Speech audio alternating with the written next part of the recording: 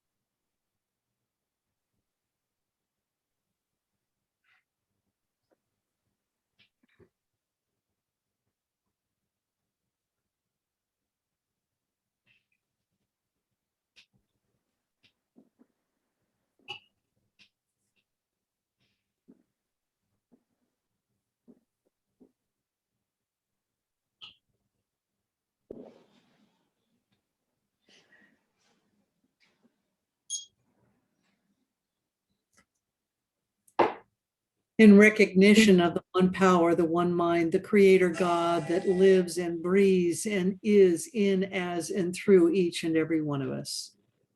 Once again, this morning, in gratitude, we come together as a spiritual community to explore, to expand, and to grow. And we give thanks for these individuals who have said yes to this process, yes to the desire to increase or expand their spiritual practice in new and unique ways, as well as to explore given words that are new to them. And so we give thanks for this time. We give thanks for the wonder of Zoom that allows us to connect collectively. And we just let this go, knowing it is done. And so it is. And so it is. I'm going to throw my thing here against the wall. The train we heard. That you're trained. Yeah, it's my train. That tells me there's a message.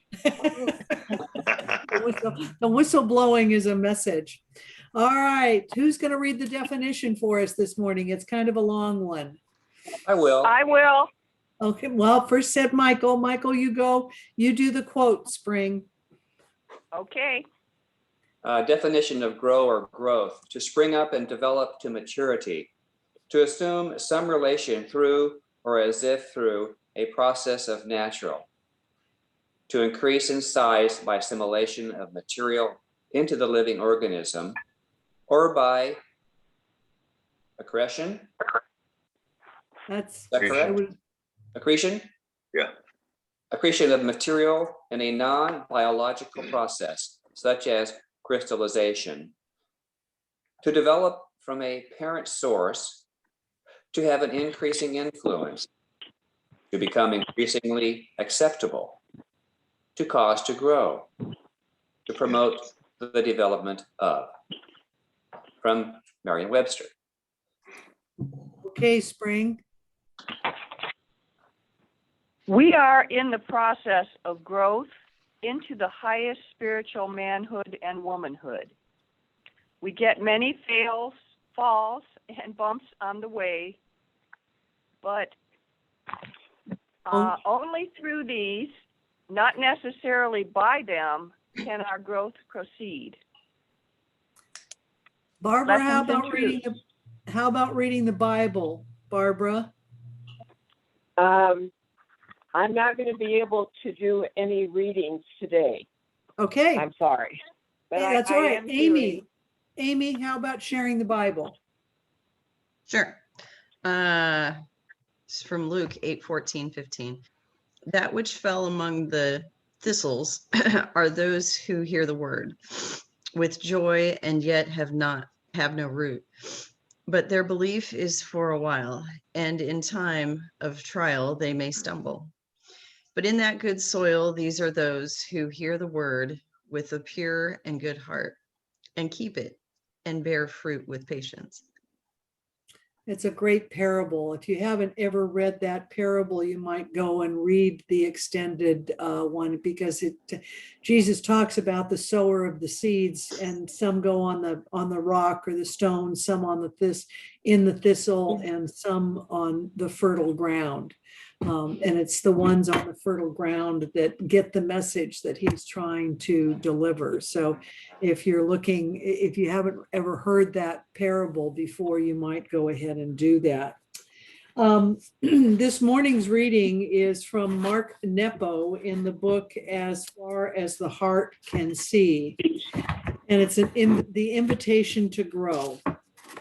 It takes years for seeds to grow into trees, and the seasons shape and scar each tree into place. You could say that the journey of being a spirit on earth is the human equivalent, and the years of experience shape and scar each of us into place. You could say that this is the long road to freedom, inner freedom. It is an invitation to grow. When I was starting out, I wanted so badly to become a poet that I held it in view like some hill I needed to climb to see from. But getting to the top, something was missing. And so I had to climb the next hill. Finally, I realized I didn't need to climb to become a poet. I was a poet. The same thing happened with love. I wanted so badly to love and be loved, but climbing through relationships like hills, I realized again that I was loving and loved all along. Then I wanted to become wise, but after much travel and study, it was during my bedridden days with cancer that I realized I was already wise. I just didn't know the language of my wisdom. Now I understand that all these incarcerations come alive in us when we dare to live the days before us, when we dare to listen to the wind singing in our veins. We carry the love and wisdom like seeds, and the days sprout us. And it's the sprouting that's the poetry. It's the sprouting that's the long road to freedom. Another lesson is more recent. It comes from a conversation I had with a very wise woman who was a mentor to me. She was a Jungian analyst. I knew Helen during the last 2 years of her life, and during what turned out to be our last conversation, she said to me, "Yours is to live it, not to reveal it."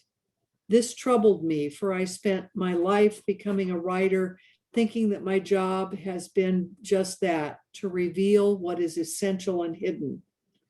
In the time since Helen died, I came to understand her last instruction as an invitation to shed any grand purpose, no matter how devoted we may be to what we are doing. She wasn't telling me to stop writing, but to stop striving to be important. She was inviting me to stop recording the poetry of life and entering the poetry of life. This applies to us all. If we devote ourselves to the life at hand, the rest will follow. For life, it seems, reveals itself through those willing to live. Anything else, no matter how beautiful, is just advertising. This took me many years to learn and accept. Having begun innocently enough, there arose separation. And now I know that health resides in restoring direct experience. Thus, having struggled to do what has never been done, I discovered that living in the original art. The stories in this section speak to the original art of living and how experience keeps asking us to grow. Mark Nepo is a wonderful author. I have several of his books. He always speaks to my heart. Our affirmation this morning is the universe provides me with opportunities for continual growth. And your practice is fast from all forms of media news.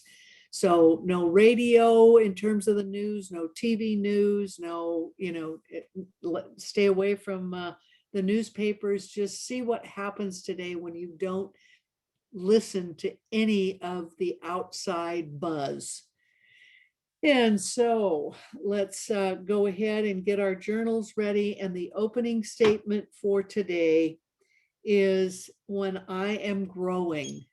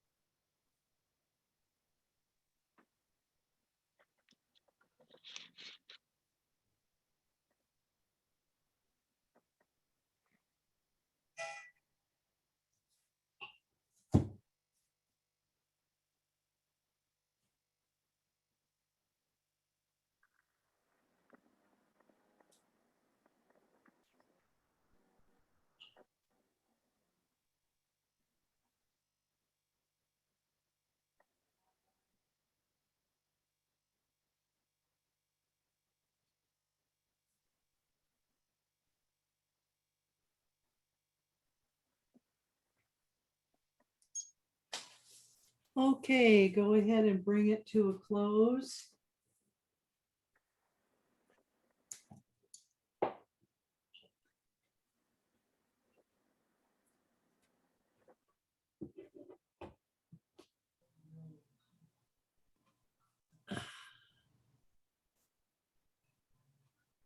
I can tell you like this one, you're still writing.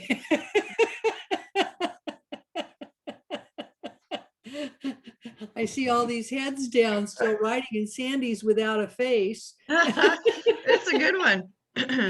Short. Did we get all our minutes? There's no reason why you can't go back and start, and add on to it. I didn't get that far in it either. And it was like, yeah, I still have things to say. Does anybody have something they'd like to share this morning that maybe they discovered in their writing? Go ahead, Peggy. Well, for me, when I think of growth, I think of springtime when we have rapid growth coming out and flourishing. But then I kind of followed that metaphor through the seasons and realizing that in every season there's growth, even like in the autumn when we're shedding things, that's a part of growing. And even in the winter when there's apparent dormancy and nothing seems to be happening, then that is a time with a lot of potential for growth as well. And I guess that's what really touched me, was that looking at autumn and winter as a time of growth from that perspective. Thank you. I'd be glad to share, Eileen. Go right ahead, Barbara. When I am growing, I often don't recognize it until after it happens. Reflection on things I say or do happens when I least expect it. Often, knowledge of my growth surfaces in an aha moment. These moments are exciting to experience, I think, because they interrupt the mundane living circumstances and burst into a truly awesome part of my life's journey. Thank you, Barbara. You touched upon stuff that I kind of tagged down too. It's often the painful moments or the challenging moments that really kind of nudge us and force us into a growth process that we didn't ask for or that we don't want to necessarily experience. You're right. Yeah. In fact, I jotted one of my major ones down. And yet if I hadn't have gone through that growth period, I would have never moved back to Chico, and I would have never discovered religious science. Oh. And, certainly the difference that has made in my life. Anyone else want to share? Ron, go right ahead. Thank you. When I am growing, I am in tune with life, following the divine urge to expand. My individual patterns and pathways of evolution and development are creative and satisfying. It feels good to be in the flow of increasing consciousness. That's right. Thank you, Ron. Well, we still have a few minutes if somebody else would like to share. Amy, go ahead. Mine's real quick, and I want to interject. I love this class, and I hope that when you do it again, you'll do it for a full hour, because it really, yeah, I see some head nodding. A full hour would be really great. When I am growing, my heart, mind, and consciousness are expanding. I am allowing the divine to express itself through me as an individuated expression of the whole. When I'm growing, I'm opening my heart to release any pain, trauma, or misaligned belief that I've previously held. When I'm growing, my heart opens and lovingly receives all the good that is available to me. Thank you. I bet there was a lot of growth about a year ago for you, wasn't there, Amy? Oh, this last week was horrible. Just literally this last week, I'm like, I'm not leaving the house today. So yeah, there's been a lot, and it's been good. Yeah, even the painful, gross has been phenomenal. Michael, I think we got time for you. Go ahead. Well, I'm kind of tying in with the nature theme that was presented. When I am growing, most of the time, at that time, I don't realize I am. Does the rose bush know where it's growing through in the process or the beauty it's producing? No, it grows because it is in process. So it goes with me. I've had challenges in my life. Those have been the gift. I tended to want to get to the bloom instead of allowing the natural, perfect experience to feed my good. Oh, good one, Michael. Okay. Yeah. That's sermon material, Michael. Keep those notes. Hallelujah. Yeah. Keep those notes. I just want to remind you that the final thing always on the page is, who should I be grateful to for this experience? And don't forget, you could be grateful to yourself, but also there might be somebody else that nudged you to grow. And so maybe it's time to send them a thank you note or an email or a message that just says, you supported me through this. I really appreciate, your support, or whatever it is, because this is indeed a class about gratitude. And so I want us to get in that daily habit of looking, who are we grateful to? What are we grateful for? And then acknowledging that it isn't just a matter of saying, oh yeah, I'm glad that Harry came into my life and bought me lunch today. It's not just those kinds of things. There's people that are signposts throughout our whole entire life that have helped us to change and helped us to grow spiritually, mentally, emotionally. And we forget those people. And so it's time to acknowledge them and say, thanks. Hey, you really made a difference in my life 5 years ago or 6 years ago. Or, there are situations that I wish I could go back to, but the person is deceased now, and acknowledge what they did for me, even when I was a teenager, and how it set me on a path or made a difference in my life. So acknowledge those people down there at the bottom.